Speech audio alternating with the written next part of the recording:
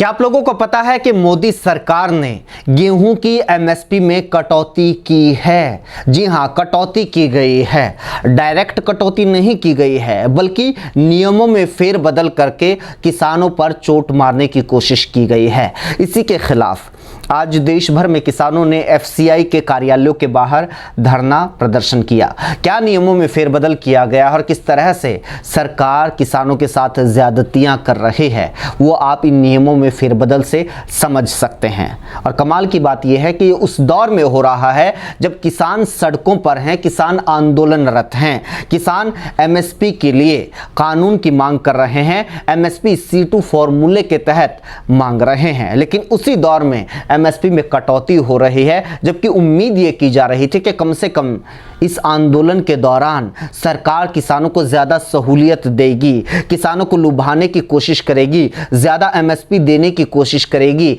अच्छे से खरीद करेगी। लेकिन तमाम दावे सरकारी रवैये के सामने, सरकारी नीति के सामने फेल होते हुए नजर आ रहे हैं। दो बड़े फेरबदल किए गए हैं इस बार।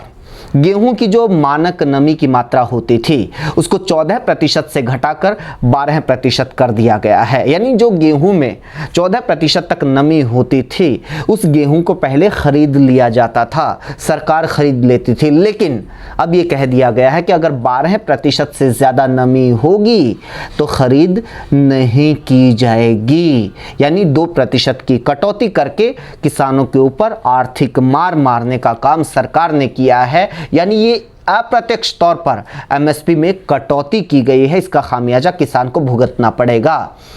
वो सरकार किसानों से नमी के ऊपर नियम बना रही है या नए नए नियम गढ़ रही है, जो सरकार प्रोक्योरमेंट करने के बाद, खरीद करने के बाद गेहूं को लावारिस छोड़ देती है। आपने देखा होगा हर सीजन में आप देखते हैं कि खरीद के बाद मंडियों के अंदर बारिश में गेहूं भीगता रहता है, अनाज भीगता रहता है, वो गेहूं बह जाता है पानी के बहाव में।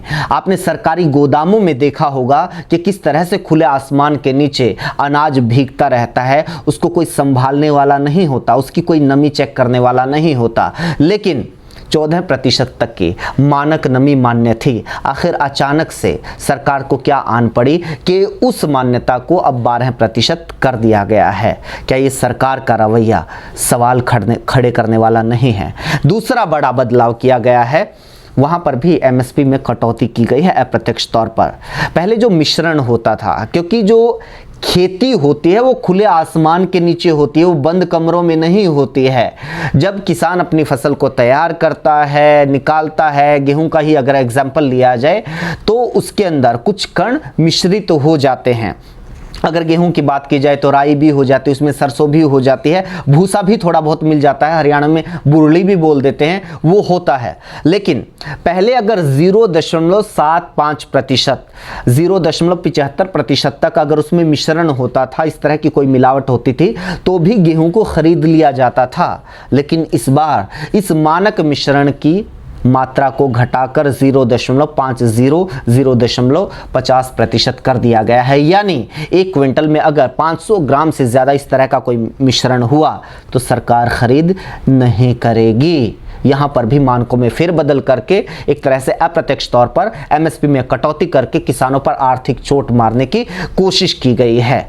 मिश्रण पर ये ज्ञान नियम बना रहे हैं, लेकिन यही सरकार जब खरीद करने के बाद गरीबों को वापस अनाज देती है, जो कि फूड सिक्योरिटी स्कीम है उसके तहत दिया जाता है, तो उस अनाज के अंदर आप देखिएगा कंकड़ मिलेंगे, पत्थर मिलेंगे, यहाँ तक कि जो बीड़ी सिगरेट के गुटके होते हैं ना, वो तक मिल जाते हैं। वहाँ पर मिश्रण का कोई नियम लागू नहीं होता है। एक और सरकारी रवैये से जो बड़ा दावा था, वो भी, उसकी भी पोल खुल गई है। बार बार दावा किया जा रहा था कि 1 तारीख से आपको पता होगा कि गेहूं की खरीद शुरू हो गई है। खरीद शुरू नहीं हुई है, खरीद की खाना पूर्ति शुरू हो गई है। बड़े बड़े दावे किए जा रहे थे कि अच्छे से खरीद होगी, किसानों को कोई दिक्कत पेश नहीं आएगी। खासतौर पे अगर मैं हरियाणा की बात करूं तो वही हुआ जो हर सीजन में होता है। किसान अपना अनाज लेकर, फसल लेकर पहुंच रहे हैं, लेकिन खरीद नहीं हो रही है। कई जगहों की खबर है मेरे पास मेरे पास जींद की खबर है। इसकी हेडलाइन है कि खरीद शुरू होने के चौथे दिन भी नहीं बिका मंडी में किसान का पीला सोना यानी गेहूं। किसान परेशान है, आढ़ती भी परेशान है, खरीद नहीं हो रही है। अब छोड़िए जींद का, सीएम सिटी की बात कीजिए, करनाल में भी यही स्थिति है। वहाँ पर भी खरीद उचित तरीके से नहीं हो रही है। कई जगहों से पिछले कुछ दिनों से, जब से खरीद शुरू हुई है, इस तरह की खबरें आ रही हैं। किस तरह से परेशान किया जा रहा है किसानों को? किसानों को परेशान किया जा रहा है कि रजिस्ट्रेशन नहीं है। अगर रजिस्ट्रेशन नहीं है तो फिर सर्वर डाउन है। अगर सर्वर ठीक ठाक चल रहा है तो फिर मैसेज नहीं आया है, या फिर मैसेज आ गया है। किसका मैसेज आ गया है? जिस किसान की फसल खेत में खड़ी हुई है, उसने कटाई अब तक नहीं की है, उसका तो मैसेज आ गया है। और जो अपनी फसल को लेकर मंडी में पहुंच चुका है, उसका मैसेज नहीं आया है। इसलिए उसको या वापस लौटा दिया जाता है या इंतज़ार करवाया जाता है। जो किसान अपनी फसल लेकर पहुंच गया है मंडी में, क्यों नहीं उसका गेट पास काट कर जल्दी जल्दी उसकी खरीद शुरू की जाती। ये बार बार हर सीज़न में हमने देखा है। हर बार हम लोग वीडियो ब्लॉग बनाते हैं और सरकार को सच्चाई दिखाते हैं। गेहूं के सीज़न में भी हुआ है, पिछले की बात कर रहा हूं, धान के सीज़न में भी हुआ है। किसानों को इसी तरह से परेशान किया गया है। पिछली बार तो जीजा साड़ी वाले जो मजाक होया करें ना, वो तक सरकार ने किसानों के साथ किए हैं। किस तरह से? 12 बजे दोपहर को मैसेज भेजा जाता है किसान को कि आप 5 बजे मंडी के अंदर अपनी फसल लेके आ जाइए। यानी जिस किसान की फसल खेत में खड़ी है, वो 4-5 घंटे में वहाँ पर कटाई भी कर दे और फिर अपनी गेहूं को निकाल के वो मंडी में लेके आ जाए। इस तरह का मजाक किया गया है। क्या एक बार फिर ऐसा ही होने वाला है? अगर मुख्यमंत्री का, सरकार का रवैया देखें तो ऐसा प्रतीत होता है कि शायद इस बार भी ऐसा हो सकता है, क्योंकि मुख्यमंत्री ने ऐसा हीला हवाली वाला बयान दिया है। उनका ये कहना है कि शुरुआत में दिक्कत आती ही है। ये बड़ा उल्टा बयान है। उल्टा बयान क्यों है? क्योंकि शुरुआत में तो इक्का दुक्का किसान है जो मंडी में अपनी फसल लेकर पहुंच रहे हैं। कम से कम उस दौरान दिक्कत नहीं आनी चाहिए। आने वाले दिनों में बड़ी तादाद में किसान पहुंचेंगे, वहां पर फसल रखने के लिए जगह तक कम पड़ जाएगी, स्टाफ कम पड़ जाएगा, खरीद एजेंसियों की सुविधाएं कम पड़ जाएंगी, उनका टोटा हो जाएगा। तब वो स्थिति को कैसे संभालेंगे? और किसान के ऊपर तो लगातार मार पड़ती ही है। एक और मार मौसम विभाग की तरफ से जो अनुमान जताया जा रहा है वो पड़ने वाली है। मौसम खराब होने वाला है। अगले 2-3 दिन में बारिश की आशंका जताई गई है।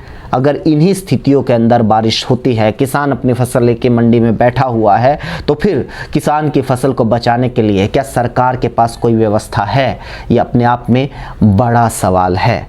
आप लोग भी बताइए और किसानों का साथ दीजिए, क्योंकि किसान पूरे सीज़न मेहनत करके अपनी फसल को पालता है और आखिर में मंडी में जाने के बाद उसका इस तरह से तिरस्कार हो, उसकी इस तरह से बेखदरी हो, तो किसानों में रोष होना जायज़ है। किसानों का आंदोलन जायज़ है, किसानों की मांगे जायज़ है। दोस्तों, अगर आप लोगों को ये वीडियो अच्छा लगा, ये जानकारी अच्छी लगी, तो आप इसको शेयर कीजिए। आप हमारे YouTube चैनल आपका रिपोर्टर को ज़रूर सब्सक्राइब कर दीजिए। फेसबुक पर देख रहे हैं तो हमारे फेसबुक पेज को ज़रूर लाइक कर दीजिए।